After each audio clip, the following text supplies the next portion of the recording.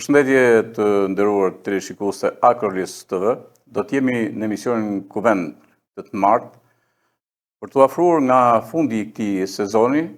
Gjithsesi janë 3 emisione, kështu që do vazhdojmë këtë javë edhe të martën, por të këtij profili emisioni do të jetë edhe ditën e enjte. Dhe pastaj të premten do kemi emisionin e 100, për cilin do mendojmë se si ta organizojmë këtë emision.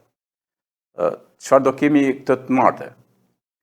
Këto ditë në bjeshkët e Oroshit është festa e Shëngjinit, një nga festat më të njohura të kësaj zone në Nënshet.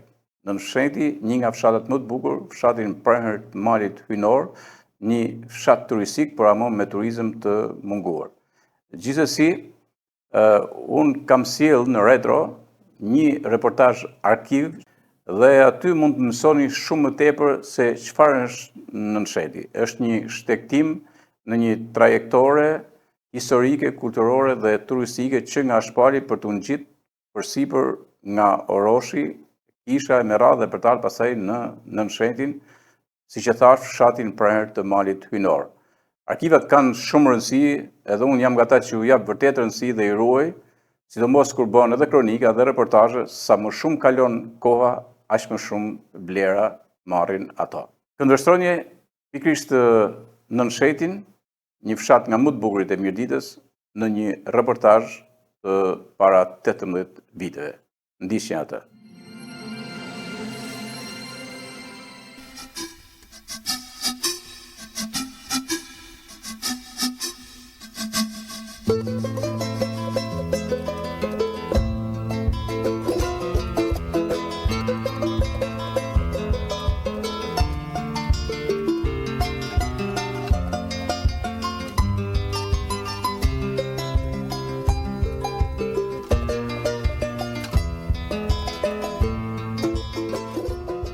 Hyrja deri në ngazullim është ajo çfarë të ofron ajo krahin me zënë histori e pamjen prallore të maleve, grykave, luginave përfund këtij vargmali gjigant e deri thujse tek tër katët bimore të vendit e lulet gjithllojshme që të dehin ato orë ndenje në lëndinat e pamata të Nënshetit.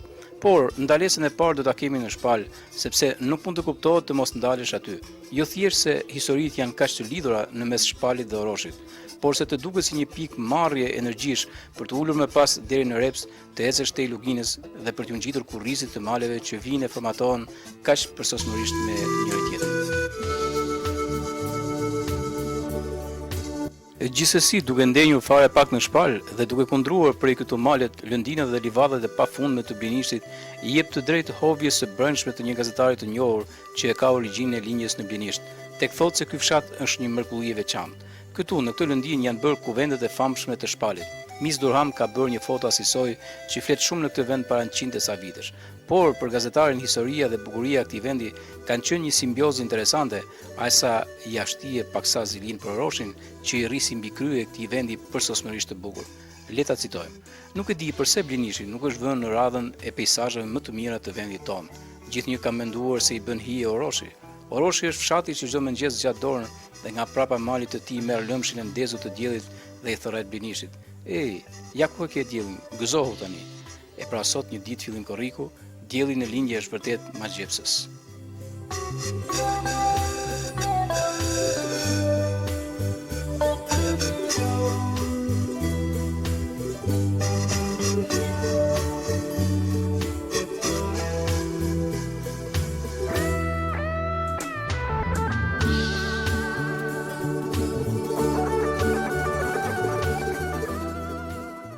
E lëm Blenishtin e bukur për t'u afruar fshatrave më të afërt të Oroshit. Ka 2 rrugë për të vijuar. Njëra ajo tradicionale, për nga ku vite më parë ngarkoheshin skodat e mëdha me trupa pishe, ahu, bredh dhe arneni, dhe utulima atyre çantën në mes pyjesh të larta të harlisura, por që tashmë fatkeqësisht ngjajnë të përzhitura si sheshe lufte. Rruga tjetër është ajo nga shumë vite më parë kalonte rruga e pajtonave, që lidhte Shkodrën me Abacinë e më tutje për fan e Kosovë. Ja, këtu fillon ajo, tek ta lisa që quhen lisat e marpevajt. Mund të jenë 2 a 300 vjeçar këta lisa, si një simbol vendkuvendesh, është vërtet e çuditshme për këto simbole që të parët tan i kanë përdorur. Nuk dihet se si ka ardhur kjo toponimi, thjesht si një kodër, as sinori dikujt, apo të sjellurit e faktit të një legjende, kur këtu ishin mbledhur njerëzit e urtë të Bajrakut për të kuvenduar se deri ku mund të shtrihej marrja dhe dhënia e vajzës për martesë. Kaloi aty pari Mara e Pepës, me një bardh dru në shpinë dhe tha vetëm kaq fjalë. A u lodhët vllazën? Kaq sa më pas konstitucioni plotësor ta zgjidhte problemin. Në Bajrak nuk do të merrej e jepej. Kështu i mbeti lisat e Marpevës. Këta nuk janë prerë, por duket se janë apo jo monumente natyrore, asgjë shënuar nuk ka aty. Rruga për Kodër Kolike është bërë kohët e fundit dhe lidh Repsin me Krykoroshin. Është një rrugë do si do, por ka një pamje befasuese, teksa ngjitemi me makinën në përkundjen e saj në gropa Karagjata dhe në sfond muzikën e magnetofonit, sa tingëllon si një fort gjë e këndshme për një vizitor. Dikun jemi ndalur për të filmuar luginën e fanit të vogël. Poshtë kësaj kodre shtrihet mashtërkori me 3 lagjet e tij, mashtërkorin vet, zajsin dhe shmërin. Pamja është ndjellse, kësaj lugine pritet të kalojë dhe autostrada për të vijuar për fane më tej për Thirr e Kalimash, Kukës e Kosovë.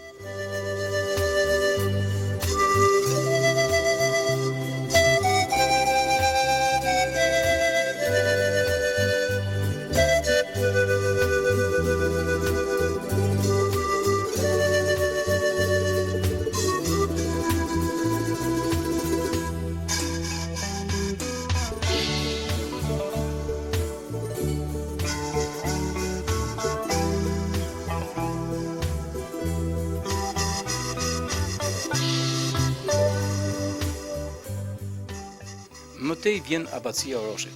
Sot është një kishë e ngritur mbi rrënojat e të parës, aty ku dikur u përdor për zyra kooperative dhe stalla baktish. Ka qenë unikale në të ndërtuar, por dhe me një bibliotekë shumë të pasur që u shkatrua dhe u doq. Mund të jetë ndër kishat që ndjekja dhe plaçkitja e ka shoqëruar sikur ndonjë tempull të tillë. Nga rikonstruksioni i vonshëm duket se origjinalitetin e ka ruajtur disi këmbanorje që rri përkundruar Grigoroshit dhe Bulçarit në një vijë prerje të pirret nga lart me rrënojat e sarajeve, trekaçet e gjomarkeve dhe nga poshtë me ish internatin. Aty tashmë nuk qëndron askush, qoftë dhe për faktin se atributet e hershme i ka marrë katedrale e Rrëshenit, por sidoqoftë historitë është pak zor të zbresim prej këtu. Duke u ngjitur prej këndej, gjithçka të vjen si një ushtim legjendash kishtare dhe se malet e sipërme të Nënshetit, këtij vendi të papërstishëm mbase në Ballkan, e kanë zbukuruar veten e tyre me mbiemrin Shenjti.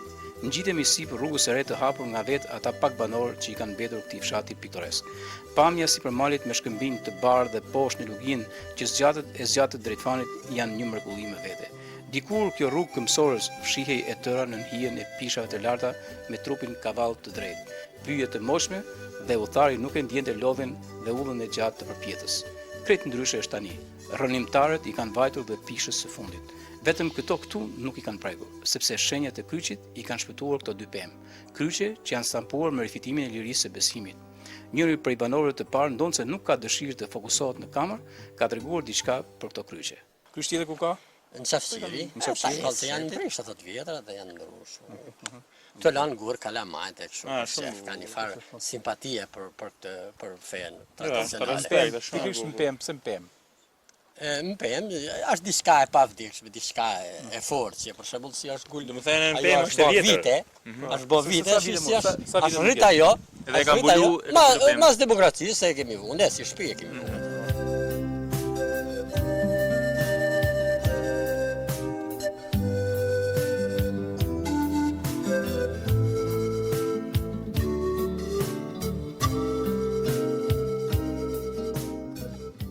Pak metra na ndaj nga Nënsheti, atje ku ne duam të rrim gjatë me kamrën tonë. Fshati duket i heshtur, fare pak frymë kanë mbetur aty. Dimri është ende më i trisht nga tymi pakët që del tek tuk në ndonjë oxhak të këtyre kullave. Nënsheti dallohet për kullën tipike 2 e 3 kaçe. Numërohen 8 kulla të mëdha, të tjerat janë shtëpi alpine përdhese, ndërsa thujse tërë kullat janë me frugja, me përjashtim të njërës që ka përdorur djegulli. Kanë mbetur në fshat vetëm të moshuar më së shumti, të rinjt janë larguar. Edhe ndonjë dorë qepa hudhra mbillen nga këta pleq, që nuk e kanë dëshirë të shkulin nga dheu i të parëve. Por një gjë nuk arrin ta kuptosh këtu, edhe pse njerëzia ka zbritur në qytete e fusha, rrethimet me tela me gjema të copave të arëve është gjëja më pa dëshuar për syrin e vizitorit. Ato sikur a kanë vjedhur lirinë këtyre livadave të bukura. Por edhe pse banorë të shumt u kanë ikur kullave e shtëpive në një vend kaq piktoresk si Nënsheti, ka të tjerë që vinë e kalojnë tërë verën e freskët si këtu. Njëri prej tyre është Gjuvalini, një mësues i nderuar në pension. ka ardhur nga Tirana me gruan dhe mbesën e vogël Algidën. Ai bëhet shoqëruesi ynë me njohjen e admirueshme që ka për fshatin e tij të linjës. Duhet përmendur një fakt. Këtë shtëpi Gjovalini e ka bërë me lekët e pensionit, një shtëpi e thjeshtë alpine ku gjithçka e ka sejuar vetë me drurin e veçantë të këtyre anëve. Është një bisedues i këndshëm, ndërsa pasioni lexohet lehtë për këtë vend që me freskën, ujin, bulmetin, qetësinë njohëse, po ja mban larg sëmundjen që vuan leuqemin, ashtu si kundër i ka dhënë udhë frymëzimit të tij për t'i dhënë këtu dorën e fundit një romani. Është vend klimaterik, është vend turistik, është vend i qetë, është vend me ujë të mirë, është vend që çdo njeri mund ta kalojë mirë, pa aq më tepër një pensionist. Shajti është një nga fshatrat e Oroshit. Këtu ka qenë vendi ku Gjon Margagjoni, kapiteni i Mirditës, pushonte. Është vend ku përpara ka qenë vend për stane, Oroshi dilte me stane, gjitha fshatrat e Oroshit. Pastaj u shndrua në një vend bani. Është edhe vend historik. Këtu ka pasur shumë kisha, ka shumë legjenda, ka shumë thënie, po ka edhe shumë të vërteta. Së pari këtu mendohet nga të parët se ka qenë kisha e Shëngjinit, ku ka qenë edhe akademia e parë fetare. Këtu flitet se në majën e Shëlbumit ka pas një kishë ku kishte gjamat kristali, dhe tu ka edhe vend kalimi, rrugë kalimi, po kështu ka edhe histori luftra. Po të kyçura na presin me shumë dashuri. Na presin si dëshmitare të një jete të bërë këtu e 10 shekuj. Ani pse ky vend u popullua më së pari nga barinë të ardhur nga fshatrat poshtë të Oroshit për t'i vendosur stanet e tyre bashkë këtu në prehër të Perëndisë. Mbase pa e ditur se po vinin në këtë vend me shumë histori, me histori që fillonte prej muzhish tradicional e që më vonë me reformimin e institucionit të kultit u bën pastrues të denj për besimtar katolik e muhaxhetin.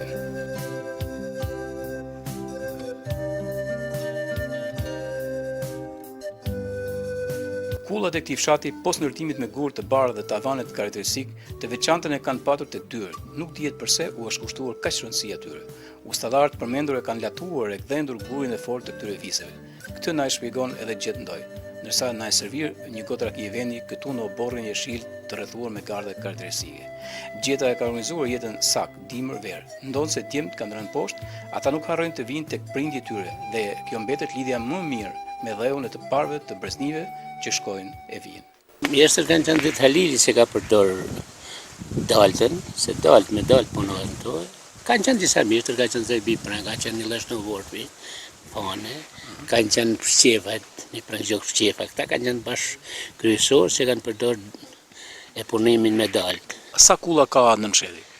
Kulla në nsheti ka një 7 kulla, 8 kulla. Po, pra zakonisht është përdor kulla alpine domethënë. Po, 2 kaçe. 2 kaçe. 2 kaçe. Ndërkohë është kohë vere. Dhe dimri si mban në nxet. Por në vere këtu është shumë e mirë, e freskët, tamam siç e do klimën trupi njeriut, por dimri është shumë i fortë. Ju rrini edhe në dimër këtu? Edhe në dimër kemi. E përballoni dimër? Po, e përballojmë. Si e përballoni? Përballojmë se ushqimin e baktive afrojmë, kustallat e ujit në përgjithësi e kemi gjithë mrenë. Ka i bonim, cila shtëpi ka bonimin mrenë, afrojmë edhe dronte. Cili është aktiviteti gjatë dimrit? Gjatë dimrit çfarë aktiviteti bëni këtu? Si aktivitet kemi pa bën mjeshtri droni ashtu, po tash nervim me ashtu që ato blegtori se kemi. Po, gratë në i punënor. Se qëtër s'ka qema. Mirë, sa shtëpia janë aktualisht, sa kanë mbetur që jetohen tu në nxet? Gjithsej një 8 shtëpi jetojnë në vjezit, po. Të tjerë kanë lëviz? Të tjerë kanë lëviz. Po mirë, unë shoh një fenomen që edhe ata që kanë lëviz shoh që i kanë mbajtur shtëpiat, po edhe vinë gjatë verës. Gjatë verës vinë me pushime edhe për verë dalin edhe ka fshatra tjera me blegtorie, me stane, për këtu dalin edhe verës. Këtu nga Bulçari, Oroshi. Mirë, po pak u janë. Me thënë të drejtën, sa në drejtë shpërbamjes. Se këtu ka qenë vend blegtorie, vend për verë ka qenë shumë vend i mirë. Ka qenë e ashtë si vend, po njerëzit kanë marrë rrugën e Gurbetit, ka del më mirë një të poshtë. Mirë, a mund t'jetë si një vend domon që mund të vinë turistë? Për shembull, sepse është një vend vërtet shumë i bukur në Nxet. Tu po ta shohin, ta kontrollojmë me ta dinë si e dim na. Kjo është fshati më i mirë si thosh në Republikë. Pavarësisht se pyetjet janë shfrytzuar pa kritere, janë prish ajo bukuria, po të mirë mbajnë, po ashtu më herë e merr vetën. Por fshati ka problematikë theksuar që nis nga rruga, qendra shëndetësore dhe arsimi. Janë 3 komponentë që e kanë zbrasur me padrejtë të fshat. Zefi, njëri prej banorëve, na i thekson më me forcë këto probleme. Gjatë dimnit na kemi mbi 2 metra 3 por. Problem kryesor kemi infrastrukturën, rrugën kryesore, se kemi hap me forcat tona, që është 7 km nga këtu deri në Reps, kurse rruga ekzistuese është 25 km. Për këto s'ka vendosur shteti as kurkush, veç fshati. Në këtë rrugë që ju e keni bë vetë, në fakt edhe dimrit nuk bllokohet ajo rrugë, është e mundshme për të kaluar me makina? Rruga dimrit mund bllokohet për rreth 15 ditë. Kurse këte kemi 4-5 muaj të bllokuar. Mirë, komuna nuk ka patur mundësinë që të angazhohet përderisa një fshat që shihet dhe frekuentohet edhe verës. Asnjëherë nuk ka gjetë mundësi për dhënë ca para, për shembull e keni bërë. Komuna ka dhënë 100.000 lekë të vjetër. Për vjetër. Jo 3. 1 milion lekë, po. 1 milion lekë për gjithë që rrugë 7 km se kemi hap vetë katër me 4 shok. Po. Ndërkohë unë mësoj një fakt shumë të rëndësishëm, fakti që ka 15 analfabetë që nuk vazhdojnë fare shkollën, është rëndësishme. Nga viti 90, si ka hi demokracia, sot na kemi mbi 15 fëmijë si kanë marru e filloren e se kanë marru. Po. E janë shpërdomi, fjalë sot janë bari. Në pa shkollë. Nëse do të kishte qenë kjo rrugë, ky 7 kilometrash, realisht ju fëmijët do kishte pas mundësi për i dërguar në Reps në vend tjetër. Na do të shosh, na do të blesh në i fugon, sigur e kanë blejë gjithë, veç për i rrugë se kemi blejë, i shosh në për ditë, se shofera kemi bollë këtu. Po. E i shosh na bosh në shkollën në Reps, në qendër të komunës. Po. Edhe një fakt tjetër, nëse sëmurët një person ka nevojë për një vaksinë, ka nevojë për një injeksion të ndryshëm, kush ja u bën tyre për shemb? Në rast se smuhet, e në janë smu, e kemi baj barrela, e kemi shoh në Reps e në Nërshën. Po, pse? Pse se infermieri e ka marru kursin, shtetësia rrethit nuk e fut në punë. Nuk e ka pru këtu? Nuk e ka pru këtu. Arsye në dinë ata. A nuk di që të arsye pëse. Për një gjilban të desin, si dhe mos dimni.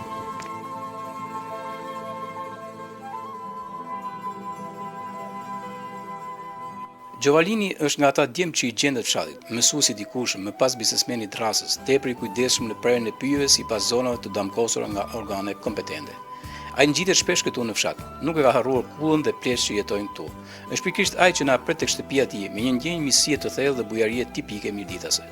Rruga na ka lodhur dhe furrën e Oxhakut, aty në odën e ndenjës, duket sikur na e bën me sy dhe e shoqëruar me qumësht të ngrohtë të sapo mbjelur, kemi shtruar muhabetin me të atin Gjonin, i cili për sëmundjen që e mundon prej kohësh, gjysmën e vitit e kalon në Tiranë afër spitaleve. Në sa muaj të tërë veron këtu në këtë spital të madh natyror. Bora është më e vogël e shtëpisë dhe çapat e para i ka hedhur këtu, në këto lëndina të buta si një qilim. Asnjë fshat në Shqipëri nuk duhet braktiset, sepse ajo zonë që braktiset nga banorët është një zonë e vdekur. Edhe mendimi im është që në qoftë se do të ketë investime në infrastrukturë, ky fshat nuk braktiset asnjëherë. Sepse është një fshat me vlera turistike të rralla, me një pozitë gjeografike të pakkrahasueshme në Shqipëri. Të mbetet merak që nuk arrin të takosh një njeri, biri këtyre anëve, piktorin dhe aktorin e njohur Dash Biba, i cili ka blerë një tokë këtu dhe ka krijuar një ansambël surrealist natyror, ku shkëmbi i bardh alternohet me ca baraka me drasa pishe, goma makinash, një bunar ujë, 10 arra të lidhur dorë për dorë të mbjella ndan gardit dhe një ekspozitë me trungje pemësh të mëdha. Duken si një muze pemësh, sepse këto lloj pemësh me trashësi të tilla tipike për këto bjeshk tashmë nuk gjenden këndej. Ato janë azgjesuar nga sopatarët pa pikën e mëshirës. Me këtë që dikur mund të shërbejë dhe si një muze natyral i fshatit, piktori që duket se vjen nga legjendat, mbase don t'u tregojë të ardhurëve se pyjet e këtij vendi të këtyre përmasave kanë qenë. Duke u ngjitur pak më sipër fshatit, këtu bukuria natyrore flet vet. Dominuese janë livadët dhe pak më lart një krye që është vënë mbi lugjet për të ushuar etjen baktive. Të pish këtu duhet me atësh mirë. Uji kristal ka ftohësi një shisheje të kallkanosur në frigorifer.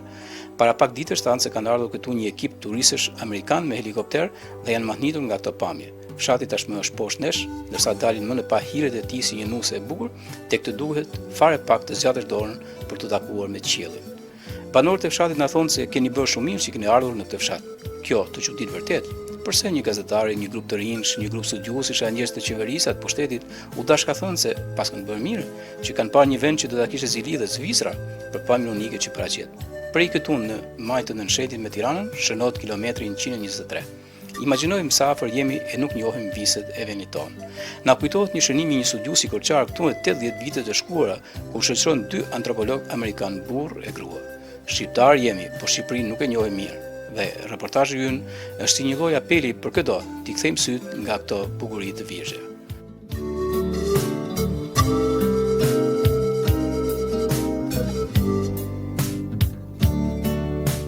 Gjithsesi, këtu nuk është fundi udhëtimit tonë, sepse pikërisht duke u ngjitur në majën e shenjtit, fillojnë dhe surprizat me histori e sidomos monumentet e shumta natyrore tepër befasuese.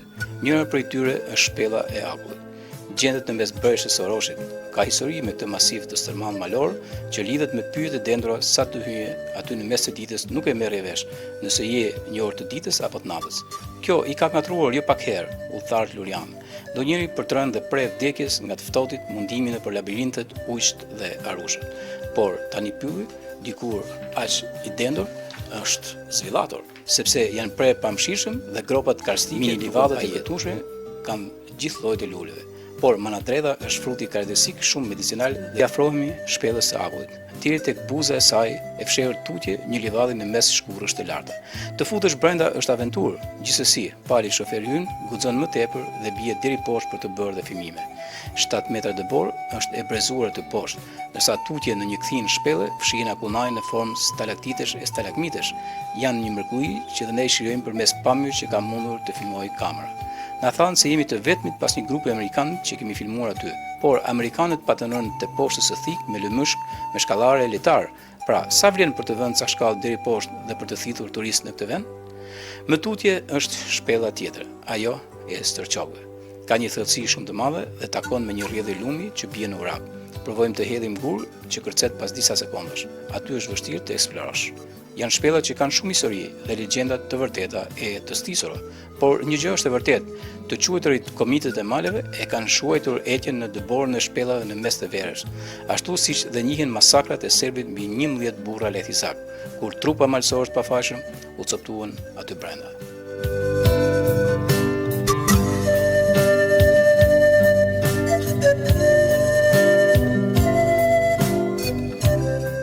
Natyra këtu lart ka dhuruar shumë bukuri me fushat e gjëra të fushë lugjës e të vjerthit. Verojnë këto muaj të nxehtë tufa të shumta nga ana anës në mirëditë. Nga qendra e dikushme pyjore duket se është kthyer në qendër bletërale, sepse këtu ka tufa të tëra, ashtu si dhe njerëz të familjeve të barinjve që mbledhin bulmetin për të përgatitur për dimër. Një jetë stani e vështirë, por e bukur. Surpriza tjetër është ky liçen i ngritur nga pashku. Ka hedhur prej 2 vitesh rasat peshku dhe tashmë ai është mbushur i tëri. Nuk kemi kohë të presim nxjerrjen e krapit të shishëm prej aty me kosh. Ndaj thjesht e bëjmë adetin me një kotë raki. Jemi ndalur këtu në shkallën e shenjtit, para një peme të lashme shumë histori. Quhet Ulti. Kanë qenë 2 të tillë, por njëri nga binjakët ju dorëzua sfidës së jetës. Ndoshta ato përbëjnë dhe dëshminë më autentike për moshën e kuvendeve. Studiuesi duhet të në studimin e tij brillant toka e katedraleve, thotë se sipas gojdhënës, 6 ultinj u sollën nga Roma si fidant të njohur nga themeluesit e kuvendit benediktin. U rritën e gjelbruar me sflatësh për shekuj të tërë si shenjtor të urë. Njëherë edhe monumente natyre. Mosha e tyre llogaritet mbi 900 vjeçare dhe kjo nuk është ndonjë çudi në moshën e drurve kur bjeshka ka rujtur si thesare, drugjyshër edhe më të moçëm. Prania e ultinjve shpreh simbolikën e mbjelljes së besimit si një pemë. Nëse ato do të zinin, domethënë do të zinte edhe fara e besimit katolik. Besimi përmes tyre sikur fitonte konkretësi. Ky sisoj binjakët e pavetmuar mbijetuan në mes besimtarëve si mesazh i frymës së shenjtë dhe kur kuvendet u shuan dhe mbjellësit e tyre u larguan. Ku nuk ra rufeja, zjarri, sopata në pyje në të 10 shekuj. Bjeshtë të tëra u bën rrah e mbi hirën e tyre mbin pyje të reja e ultinjt nuk patën mort.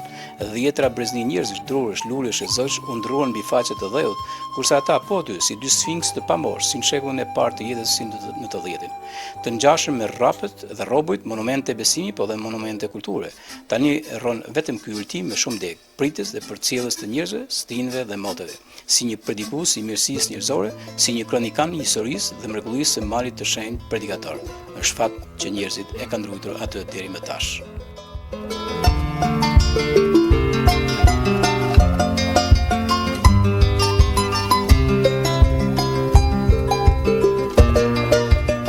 Ja vlen ta përshkruajmë të kompleks malesh madhështor. Mali i shenjtë në bjeshkët e Roshit është krye tempulli i Krishtërimit të Mirëditë, një nga qendrat benediktine kishtare më të famshme të vendit dhe më gjerë. Ndoshta këtë tempull e themeloi ndonjë nga shenjtorët shqiptar që u sakrifikuan aty. Gjithçka është pronë e shenjtit, shkalla e shenjtit, aty ai pat vënë këmbën e mbar. Qafa e shenjtit pat kryer mbas ndonjë sakrifisë sublime heroizëm krishteror. Kujt e shenjtit, qafa e qirit ndizeshin qirinte kremve të mëdha. Nën shenjti fshat turistik në prehër të malit rinor dhe mbi të gjitha vet mali i shenjtit. Ansambli kishtar i kompozuar në mënyrë perfekte, abatësia vjetër e Shëndllëshit, kisha e Shëngjirit, kisha e Shëngjinit, kisha e Shëlbumit, kisha e Petkut për vendosjen e petkave të vdekurve, qelet, kambanoret, rezidenca verore e Apadit, një dekor plot hieshi dhe madhështie, një qytet e rrallë e Prishtrimit, Maja Zebës 1987 metra e lartë, fushat e lugjeve, shpella e akullit dhe lehtiza, pyjet e ahut dhe të pishës, robët e stërmojshëm dhe ultin, krojet e ftohta. Në ato lartësi shenjtëruese, besimtare ishte më pranë misterit. Shpesh për atij shtetonin funerarit më të vdekurit e lartë që nga mori kreshës e katundet e Dibrit. Gjovalini, shoqëruesi ynë i mirë, i pëlqen të futet me pasion në historinë e këtij vendi të shenjtë. Këtu bëhet fjalë për shekullin e 19, kur dihet nga grupimi i kishave që kanë qenë qendrat e mëdha fetare, dhe kisha që kanë qenë e Shëngjergjit, dhe kisha tjera e Shëngjinit, dhe kisha me radhë që dihet që janë shkruajtur edhe nga nodeta për këto, kanë qenë edhe 2 kisha në Breshtën e Roshit, këtu ka qenë kisha e Shërbumit, me punim me druri, me bazë guri, dhe ku mendojnë parët e këtij vendi se për herë parë janë parë xhamat që janë përdorur këtu në këtë vend, saqë kur merrte dielli, pasqyrat reflektojnë në këtë fshat. Ndërsa këtu ka qenë kisha në pikën më të lartë, pastaj në pjesën tjetër, i duket, aty në të kodën, ka qenë kisha ku janë edhe renojat, kisha e Shëngjinit e vjetra, që ban fjallë dhe jo daton nga shekullin 19. Është studiuar, mendohet që këtu ka qenë akademia e parë fetare, gjysmë laike, ku ka pas edhe lanë që ishin fetare, po ka pas edhe lanë tjera, të më thënë akademi kristiane, po ka pas edhe lanë shkencore.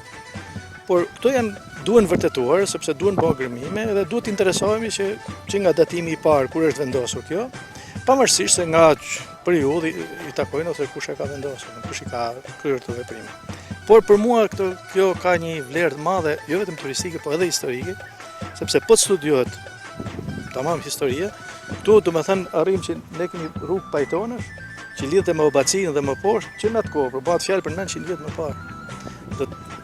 Detyrimisht ne do dalim konkluzion se ka pas një kulturë të zhvilluar përderisa këtu ka pas një rrugë të tillë. Në atë kohë një rrugë e tillë pajtonesh, domethënë ishte një gjë, ishte një luks për në atë kohë, një zhvillim shumë i madh. Pikërisht atëherë ne do të ishte nevojshme që të bëjmë studime arkeologjike në këto renoje për të vërtetuar ose jo vetëm për të datuar, por të vërtetuar çfarë është bërë me ta.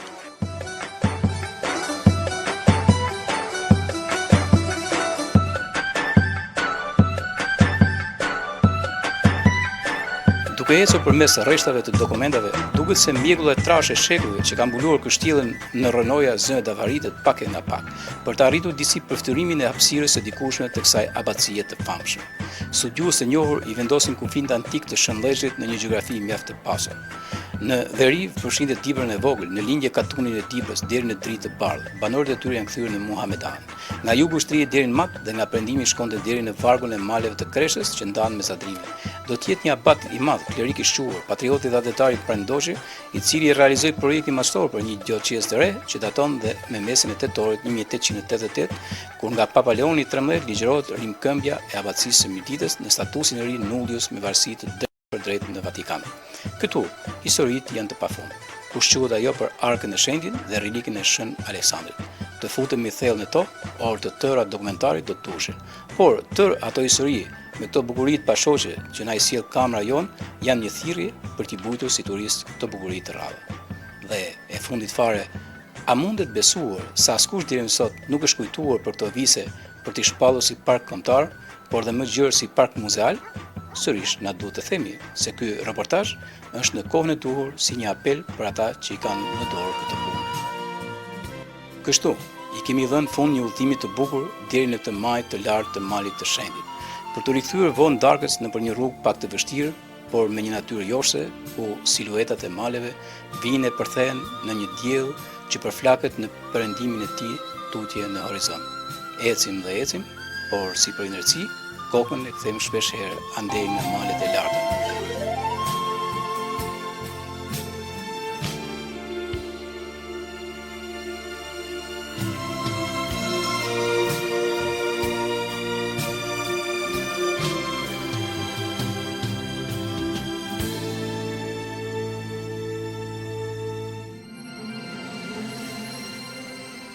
Kam preferuar që në emisionet e të martës shpeshherë të sjell vlera njerëzore. Është shumë e rëndësishme përmes reportazheve, përmes dokumentarëve, përmes profileve, pra të zhanreve publicistike, si një nderim për ata që janë shujtur, por kanë lënë emrin e mirë në komunitetet e ndryshme.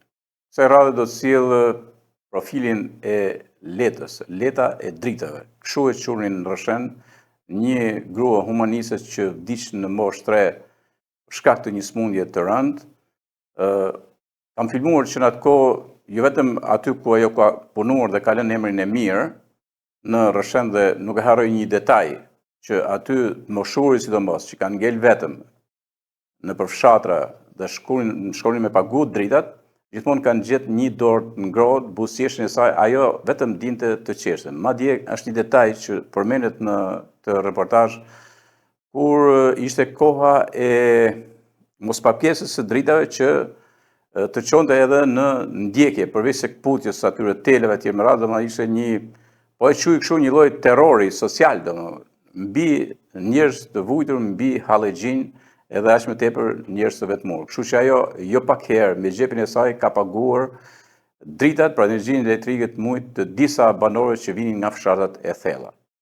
Ajo iku duke lënë fëmijët dhe duke lënë familjen e saj në pikëllim, por ama la emrin e mirë, një emër shenjti, do ta them me plot bindje, kështu që kam sjellë edhe pamje që nga Talja, atje ku ka familjen e saj, dhe nga Rësheni dhe kudo ajo ka punuar dhe besoj do të jetë një rekujem jetësor që vjen për një njeri meritor në qytetin e Rëshenit. Pra ndiqni reportazhin Leta e dritave.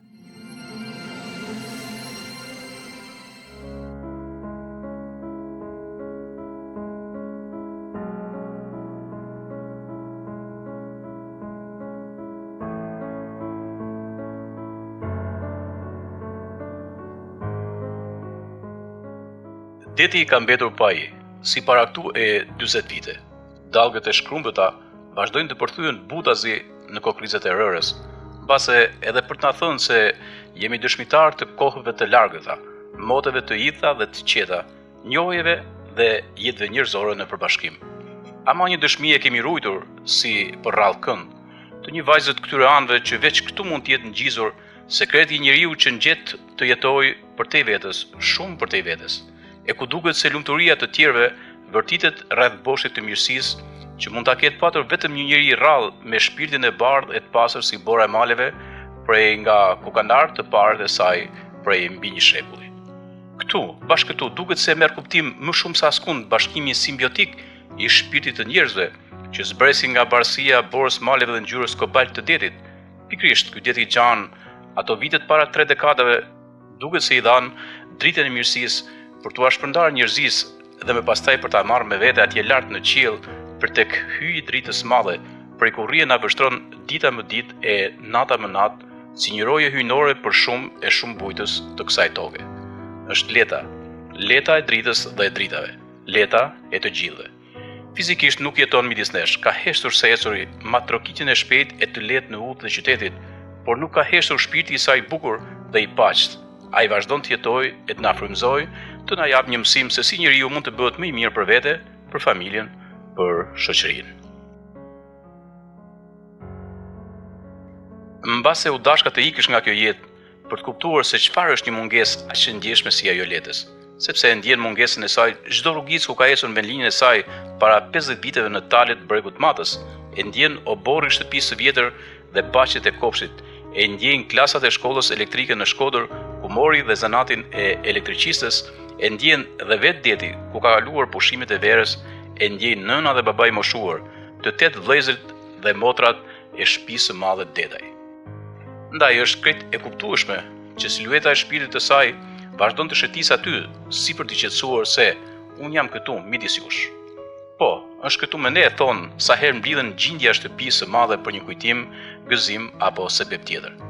Pase nuk është si para një viti kur të gjithë vërtiteshin rreth saj si për gëzime e hare apo raste të tjera, sepse ajo ishte shpirti i lumturisë dhe hares son përbashkët. Ajo kishte lindur për të na lumturuar me motra e vëllezër, thot Gusti, motak me letën e mirë. Prej saj kishte kuptim gjithçka kemi ngritur me mundë djerës këtu. Kur vinte ajo, i gjithë ky vend ndrinte, që nga pemët e shumta, shegë e vresht, bari dhe lulishet e deri tek muret e shtëpive. Buzëqeshja e saj te i qoj qosh me qosh, por mbi gjitha gëzoshin fëmija shtëpisë son të madhe, sa herë mblidheshin bashkë për ditëlindje apo raste fesash. Sepse Leta nuk mund ta perceptonte familjen e saj të madhe, ata që jetonin në emigracion dhe të tjerët, këtu në vendlinje pa u mbledh bashkë, dhe pa festuar e u lumturuar së bashku. Pengu i saj pat mbet martesa e djalit të vllajt Eraldos, ndaj dhe kujtimet marrin ull mes të rinj pikrisht, aty në oborrin jeshil ku Halla shpirtbardh kishte thurur ëndrrën e një gëzimit pa mat familjar dhe miqësor, e ku dëshironte fort që nipërit dhe mbesat e hishëm të trashëgoshin mot pas moti për ta mbajtur ndër breza emrin e mirë të familjes fisnike Dedaj.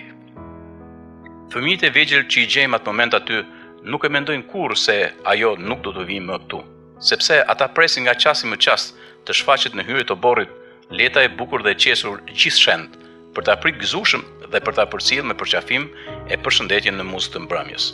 Duket se secili prej tyre ka marrë nga shpirti i mirë që ua ka blatuar tezja apo halla e tyre e mirë.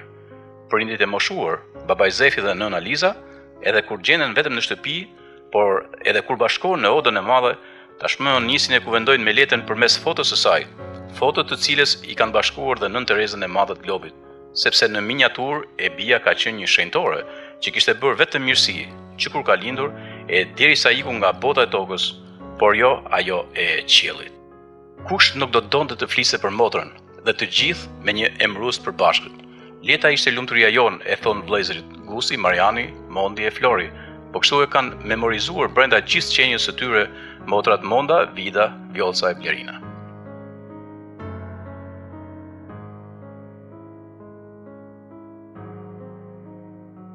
Qyteti ynë është pothuaj një plëm për nga madhësia, dhe fjalët si për mirë e si për keq zbresin shpejt nga pallati në pallat, nga rruga në rrugë e nga dritarja në dritare. Natyrisht në një vend të vogël të marrësh bekimin e të gjithë dhe pa dallim nuk është e kollajt. Janë të veçantë ata që e marrin. Leta ishte një prej tyre. Kush nuk e mori buzëqeshjen e saj edhe në ditën më gri të vitit. Duke filluar me familjen për të cilën kujdese aq shumë për t'i mbajtur ngrohtë si ata zogj në një qerdhe të sigurt. Fundja ky është misioni, më i vështiri nga të gjitha misionet. Ajo ja doli, një grua dhe nënë e përkushtuar që i kishte në dritë të syrit dy fëmijët e saj. Mjafton të lexojmë disa radhë të vajzës së saj Estela dhe djalit Klevis për të kuptuar më shumë për simbolin gati mitik të një nëne të rrallë. Një muaj pa ty e bukura ime, po më mungon çdo ditë e më shumë. E di pse? Na kanë mbetur shumë pengje, shumë pyetje pa përgjigje, udhëtimet tona, planet që kishim bërë, po kean, sa pak e shijuat njëri tjetrin. Ne kishim lënë ta çonim në kopësht bashkë, pastaj në shkollë, që të diturohej, ta shëtisje ti, do i lexoje, do i flisje, ashtu siç dije vetëm ti, me atë qetësinë, durimin, dashurinë dhe ëmbëlsinë tënde, e në darkë do i thurje, ninullat e ëmbëla të gjumit.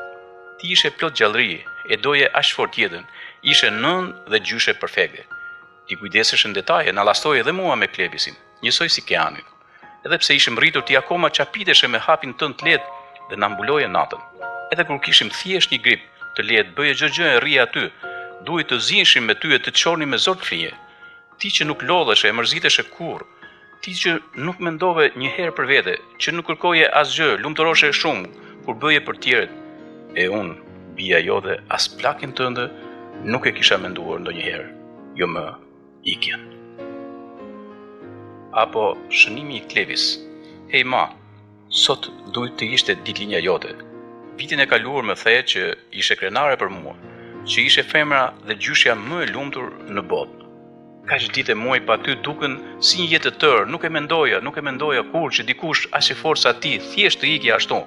E di, shpesh herë të shoh në rrugë ose mendoj se të shoh. Shpesh më duken si ti. Nuk e kuptoj, nuk arrit ta kuptoj.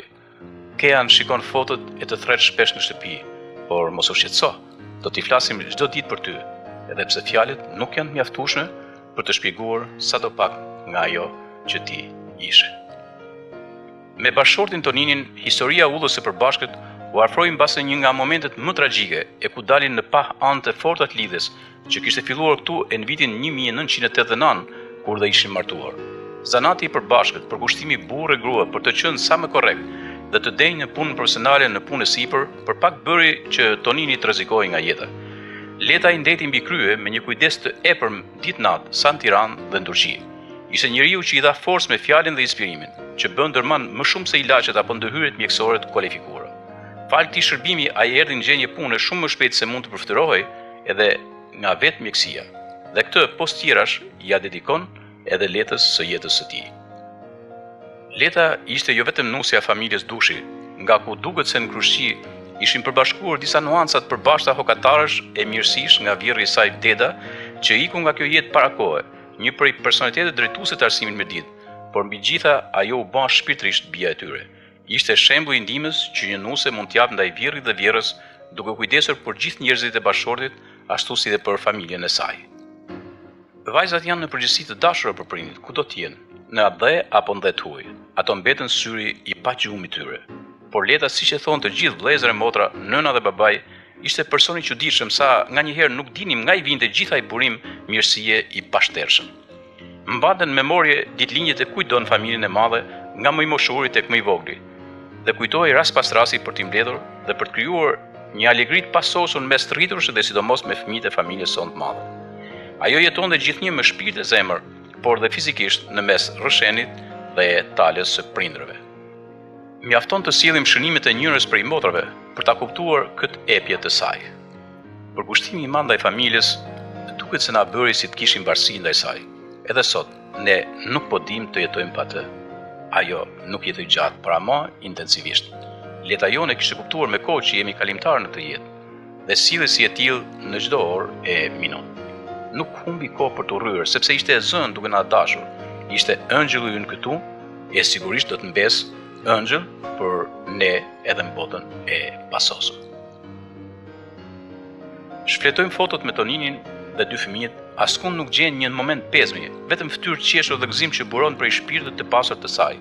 Kujtimet kanë mbetur aty të stampura si një galeri e pafundme, me gjithë fokusimet në aparat apo ato filmike, e që askujt nuk i shkon mendja që një buzëqeshje e tillë mund të jetë fikur.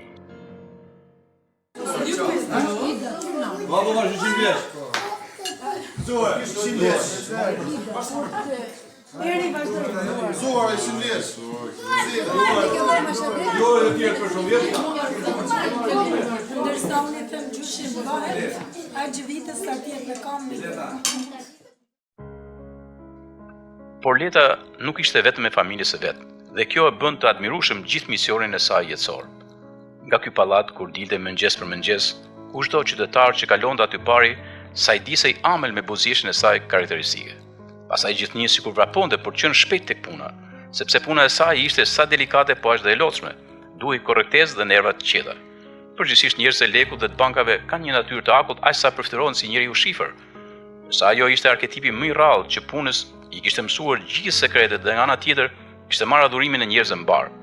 Mbi gjithë adhurimin e pashoqës të njerëzve të varfër të mirditës në çdo fshat e qendër të banuar, i dhimbte shpirti për ata njerëz të pamundur, pleqë të moshuar, smurë të tjerë në varfëri të plot, që shpeshherë nuk kishin pagunin, ndaj dhe në jo pak raste u kishte heq sikletin duke paguar dhe vet, si e si të mos rrinin në terr dargave të bebekta. Dukej sikur ajo po luftonte me mënyrën e saj humane, me diçka të padrejtë që nuk i funksionon siç duhet t'i vendi prej vitesh. Ndaj kaq mund bënte ajo, duke krijuar modelin e saj të humanitetit, model të cilin pse jo, mund ta merrte ta marrë edhe sot vetë shteti në aspektin e tij social. Kjo ishte dhe arsye që klientëve u qeshte fytyra kur gjenin atë tek arka. Për asaj arke ajo njihte pothuaj gjithë mirditën. Si profesioniste zonja dinte përmendsh gjithë kontratat si në një database perfekt kompjuterik. E sa i përket marrëdhënieve kolektiv, shoqet dhe kolegët e punës shprehen se kurrë nuk e dëgjuam të bënte debat me një abonent. Kishte zot llafet, madje edhe ndonjë rast kur e lëndonin, gjithçka e kalonte me sportivitet. Por pa i shtuar komente për të kuptuar shumë çka prej atyre, mjafton të lexojmë shënimin e një punojëse të re aty. Do më mungosh kaq shumë Leta ime. Nuk e di nëse do mundem të kaloj më tek vendi i punës, ku ti me heshtjen tënde më dëgjoje, me mbështesje dhe kujdeseshe aq shumë për mua. Më thoje, goca ime e vogël, unë po rritesha në gjithçka pranë teje në punë. Zoti më kishte mbajt me hatër pranë një njeriu të tillë, ishe unike.